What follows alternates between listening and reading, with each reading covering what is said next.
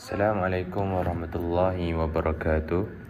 Nama saya Muhammad Arif Islami Azaman daripada Tesel A. Dan pada hari ini kita kembali lagi di pameran penghayatan akidah dan ibadah berpandukan sunnah Rasulullah SAW yang mampu membina peribadi dan jati diri Muslim. Pertamanya kita bergerak kepada isi kandungan yang mengandungi pengertian ibadah, faedah penghayatan, pengertian akidah dan akhir sekali kesimpulan. Pertamanya, apakah itu pengertian akidah? Akidah dalam Al-Quran bermaksud keimanan kepada Allah Subhanahu Wa Taala, yakni mengakui kewujudannya.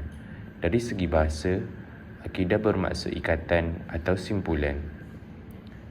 Firman Allah dalam surah Al-Ikhlas ayat 1 hingga 4. A'udzubillahi minasyaitonirrajim. Qul huwallahu ahad, Allahus samad, lam yalid wa lam yulad wa lam yakul lahu kufuwan ahad. Maksudnya, katakanlah wahai Muhammad, dialah Allah Subhanahu Wa Taala yang Maha Esa. Allah Subhanahu Wa Taala tempat berharap, memohon segala hajat. Tidak beranak dan tidak diperanakkan, dan tidak sesuatu pun yang setara dengannya. Seterusnya ialah pengertian ibadah. Dari segi bahasa, ibadah bermaksud tunduk dan patuh kepada Allah Subhanahu Wa Taala. Namun dari segi istilah, ibadah bermaksud semua perkataan dan perbuatan zahir atau batin yang disukai dan diridai Allah Subhanahu Wa Taala. Firman Allah dalam surah At-Tariyat ayat 56.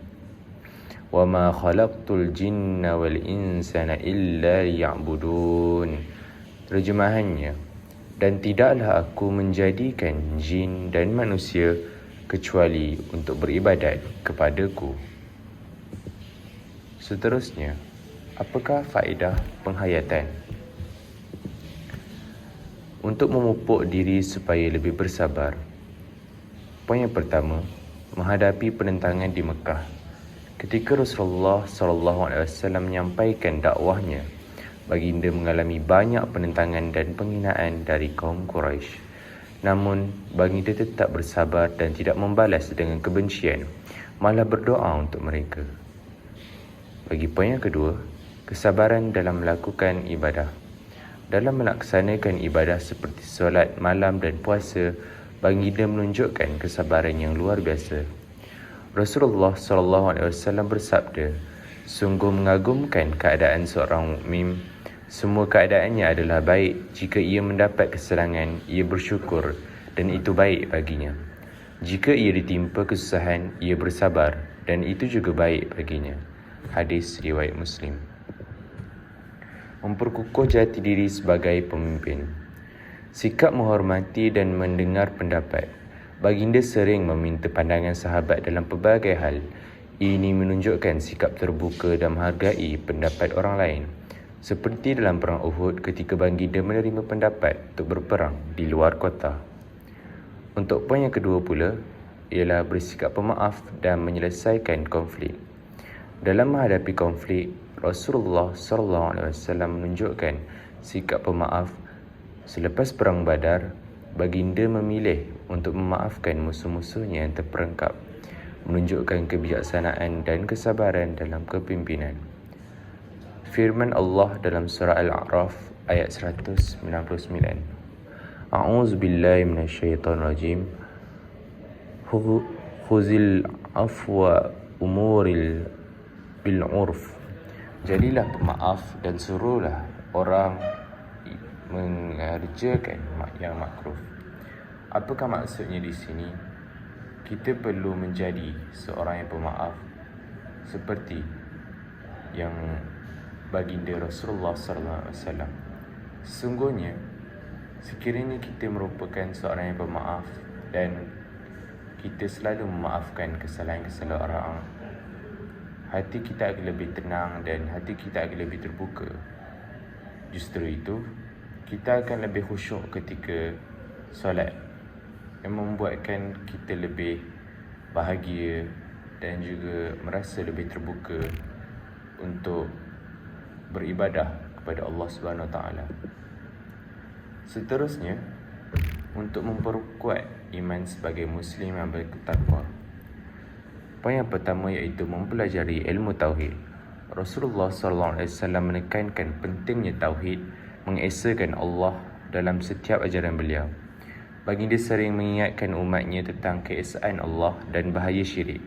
Selalu menghadiri majlis ilmu, Rasulullah SAW menghadiri majlis-majlis ilmu kerana majlis-majlis memberi pertolongan dalam menguatkan iman dan ketakwaan.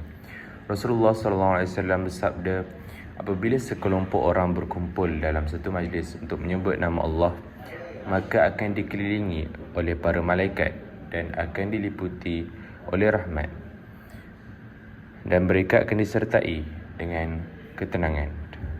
Apakah maksudnya di sini ialah apabila kita berkumpul dalam satu majlis untuk menyebut nama Allah Subhanahu Wa Taala, menandakan yang kita begitu cakna dan begitu pentingkan Allah Subhanahu Wa Taala dalam kehidupan seharian kita. Walaupun kita sibuk mencari rezeki untuk anak-anak, walaupun kita sibuk bersukan, tapi sekurang-kurangnya sekiranya sekali dalam sehari itu kita berkumpul dalam majlis seperti tahlil dan sebagainya, menyebut nama Allah, merupakan satu rahmat yang besar dan pahala yang sangat berlipat-lipat ganda kita akan dapat untuk hari akhirat nanti. Sesungguhnya Allah sangat sayang siapa yang menyebut namanya. Seterusnya, untuk menguatkan semangat jihad fisabilillah, iaitu mendahulukan syahid. Rasulullah SAW mengajak umatnya untuk menganggap mati syahid sebagai tujuan yang mulia. Beliau bersabda, tidak ada seorang pun yang terbunuh di jalan Allah, melainkan dia akan dibangkitkan pada hari kiamat dalam keadaan berdarah dan berbau wangi seperti kasturi. Riwayat Muslim.